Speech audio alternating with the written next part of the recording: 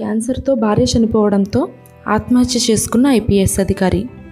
అసోం ప్రభుత్వం సీనియర్ అధికారి తన భార్య అనారోగ్యంతో మరణించడంతో గౌహతిలోని ఓ హాస్పిటల్లో ఆత్మహత్యకు పాల్పడినట్లు పోలీసులు తెలిపారు. తన భార్య మరణించిన ఐసీయూ లోపల తన సర్వీస్ గన్తో కాల్చుకుని ఆత్మహత్య చేసుకున్నాడు. భార్య మరణం తర్వాత హాస్పిటల్కి చేరుకున్న ఐపీఎస్ అధికారి కొన్ని క్షణాలు తన భార్య మృతదేహంతో ఒంటరిగా వదిలేయమని డాక్టర్లు, నర్సులతో చెప్పాడు. ఆమె కోసం ప్రార్థన చేశాడు. అకస్మాత్తుగా వారికి తుపాకీ కాల్పులు వినిపించాయి.